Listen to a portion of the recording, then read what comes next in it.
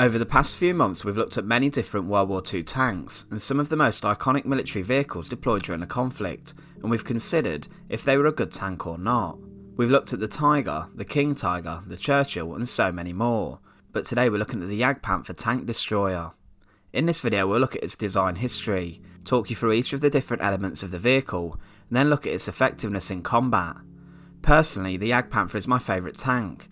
It looks so simple, yet completely deadly when you look at it. So today join us as we consider whether the Jagdpanther was a good tank or not. Remember to support our channel, please make sure to subscribe. Now the first thing to consider is the fact that a Jagdpanther is a tank destroyer or a tank killer.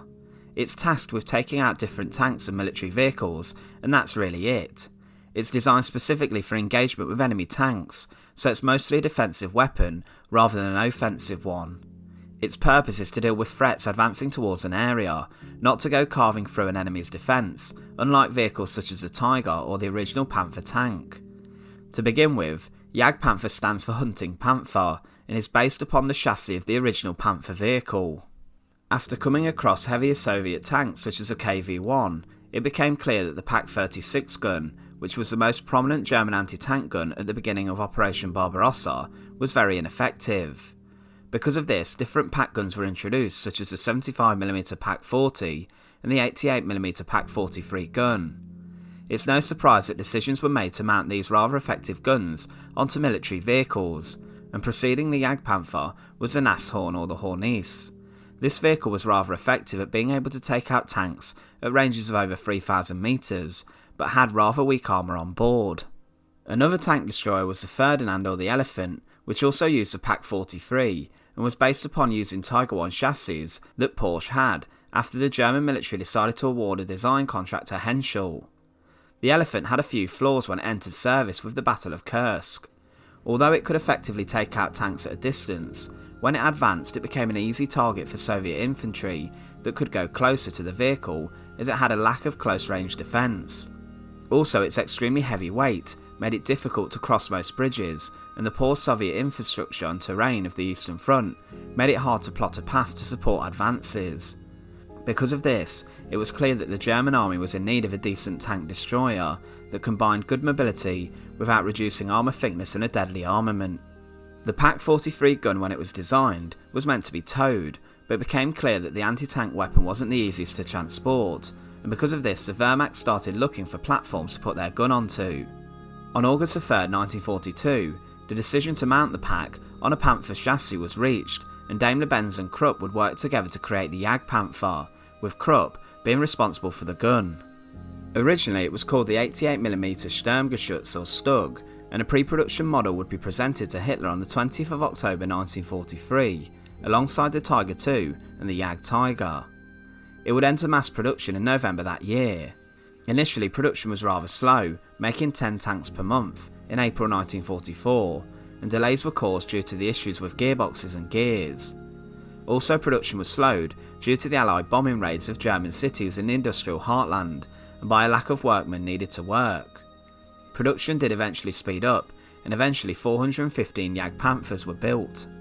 We've touched on the gun on board the Jagdpanther, and the 88mm Pak-43 really was a feared weapon. It is considered one of the best anti-tank guns of the Second World War, being accurate at a range of over 3,000 metres. It could in theory knock out pretty much all of the Allied weapons of the Second World War.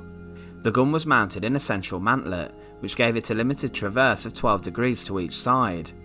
It would carry 60 rounds of ammunition on board, as well as 1,200 rounds for the coaxial hull mounted gun, and 2 MP40s on board.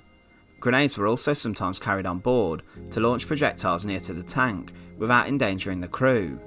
We'll look a bit later at how the gun performed in combat against other tanks, but it really was fearsome and could rip through Shermans and T-34s. In terms of armour, the Germans were constantly improving, as the Allies did as well. This led to bigger guns being needed to penetrate the thicker armour and also knock out each side's tanks. To combat the Allied advancements, German tanks were equipped with thicker and sturdier armour. The Jagdpanther's frontal upper armour was 80mm thick and sloped under an angle of 55 degrees. Its lower frontal armour was 60mm thick at an angle of 60 degrees. This sloping effectively led to the armour thickness of around 140mm for the upper plate and 90mm for the lower plate, which would guarantee the crew protection against most weapons except extremely heavy guns. The armour on the gun mantlet was also very sturdy, with an 100mm thick Sowkoff pighead mantlet installed onto the gun.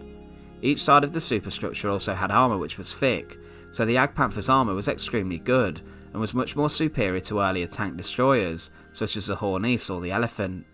One of the positives of the Panther tank initially was its mobility, but how would this fare for the Jagdpanther? Well, it weighed in at around 46 tons, being one of the heavier vehicles deployed by the Germans. It had the same drivetrain as a Panther, but was powered by a 12-cylinder Maybach HL230 V12 gasoline engine. This allowed it to have a range of around 100 miles, and it could reach a top speed of 28.6 miles per hour. This made it as fast as allied medium tanks such as the Sherman, despite weighing a lot more, which shows you how good the engine was. Later the Hellcat tank destroyer would be quicker, but the Jagdpanther was good enough in terms of mobility. With regards to the crew on board, there would be a 5-man crew being made up of a commander, the driver, gunner, loader and radio operator, with the radio operator also being a machine gunner. There were 2 hatches at the top of the vehicle for the commander and the loader, and the hatch at the back would be for the crew and to restock ammo. The earlier models featured 2 periscopes to see ahead and also 5 pistol holes, which could be used to survey the battlefield, but it was decided later that these were having adverse effects on the strength of the armour. But how good was the Jagdpanther in combat? When we looked at the Jagdtiger, we noticed how it was sometimes let down by inexperienced crews at the closing stages of the conflict, but was brutally effective at knocking out enemy tanks. The first action of the Jagdpanther was on the 30th of July 1944, when they engaged a squad of Churchill tanks in France. In 2 minutes, 3 Jagdpanthers managed to take out 11 Churchills before support was scrambled to help. The Allies reported the capture of 2 Jagdpanthers as they had been abandoned due to the damage of the tracks after this encounter. However, this incident helped their reputation as a fearsome weapon of war. Whilst preparing for the Ardennes offensive, it was planned to deploy Jagdpanthers. However, due to supply problems, only 27 of the 56 planned vehicles made it to battalions, with only 17 of these actually being able to operate. Things were slightly different on the Eastern Front, however, as many of the vehicles sent there weren't actually destroyed by the Soviets, but instead at the hands of their crews. The main problem that plagued the tank divisions was a lack of spare parts to fix vehicles, but also a lack of fuel and severe delays in tank production at the turn of 1945. In January 1945, one squadron managed to wipe out 53 tanks, whilst only losing 1 Jagdpanther and 4 Jagdpanzer IVs. The majority of the Jagdpanthers lost were credited with tanks being blown up by their own crews to prevent them falling into the hands of the enemy. In fact, the 563rd Panzerjägerabteilung destroyed 12 Jagdpanthers and 17 Jagdpanzer IVs themselves.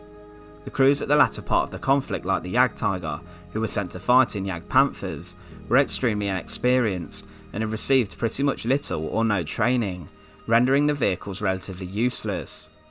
So in conclusion, the Jagdpanther was a beastly weapon of war, and in fact a great tank destroyer. Its armament on board, coupled with the brilliant armour in the hands of the right tank crew, would have been capable of knocking out multiple allied tanks easily. By using the Panther chassis, they had the better mobility that the Germans craved from a tank destroyer, as well as relatively good speeds that they also wanted.